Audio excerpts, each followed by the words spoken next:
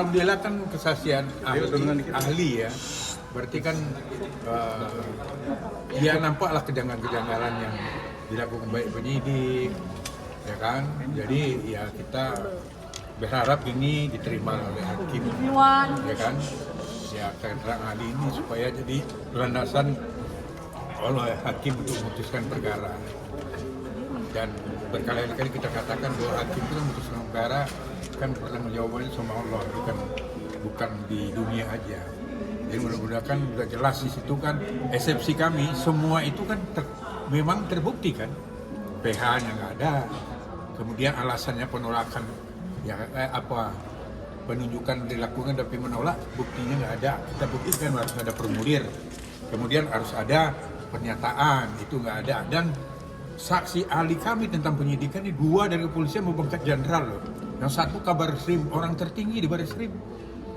Nah kemudian bapak ini tadi itu kan penyidik yang benar-benar bintang 2 dan di BNN, dan kemudian dulu pernah direktur dari Tipiter kalau salah. Jadi benar-benar beliau disiber juga. Jadi ya menurut saya keterangan-keterangan ini kan udah orang yang memberikan, orang yang pengalaman dan fakta dan pengalaman dan kemudian keahliannya juga. Kemudian Pak Didin sendiri mantan sekjen, orang nomor 2, ya banyak status hakrisnya juga salah, ya kan. Nah, apalagi kemudian ya petugas lapasnya juga melakukan tindakan salah juga. Nah terus kalau penyidikan apa yang dilakukan petugas yang dilakukan oleh kalau dari keterangan ahli ini semua salah, terus bagaimana mau menghukum orang harus dihukum? Penyidikannya salah. Kemudian masalah petugas lapas melakukan penggeledahan, kemudian integritasnya juga kan diragukan, apalagi dia terlibat di situ. Ada bukti rekening yang keterangan napi terdahulu kan, yang saksi fakta. Nah, jadi ya silakan publik yang menilai apakah perkara ini Amar bisa dihukum atau tidak. Nah, dari fakta persidangan ini kan semua udah bisa kita buktikan. Memang ya kasus ini banyak kejanggalan-kejanggalan yang terjadi.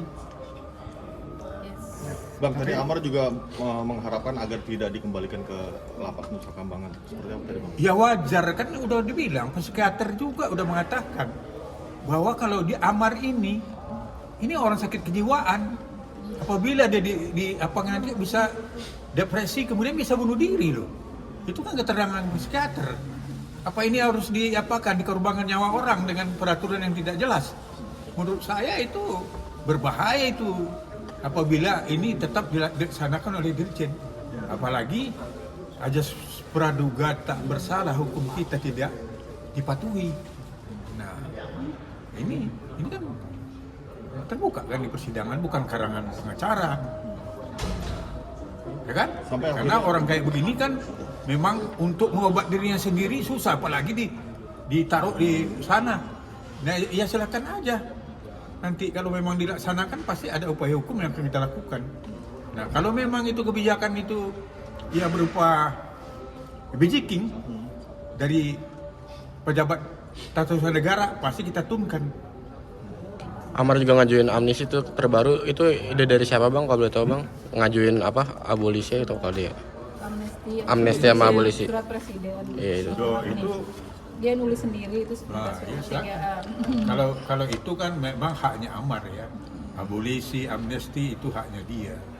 Nah, kalau PH tentu mengajukan itu, amnesti itu kan harus ada lampiran-lampirannya berupa keputusan mulai tahun 2017, kemudian 2023 sampai 2024. Kalau Amar ya tentu cuma sekedar permohonan. Kalau pengacara kan beda dengan orang awam mengajukan, pasti ada dasar-dasarnya, kemudian ada lampiran ya undang-undang dan aturan.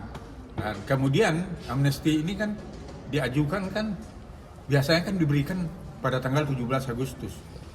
Nah, kalau Amar udah mengajukan pasti kan sebagai pengacara kita juga secara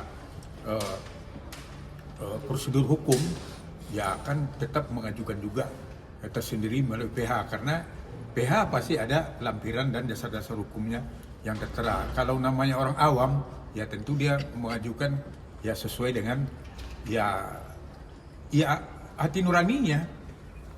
Nah itu, jadi ya nggak apa-apa, itu saling mendukung. Nanti juga pihak akan mengajukan itu juga.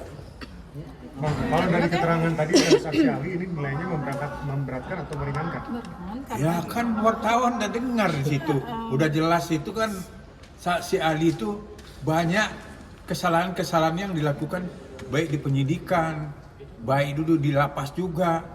Jadi terus kesalahan-kesalahan ini kan berpengaruh. Sekarang kalau BAP-nya dasarnya dakwaan kan dari BAP. Kalau BAP itu banyak kejanggalan, ya kalau kita kan tidak sah kan itu kan hakim yang menentukan.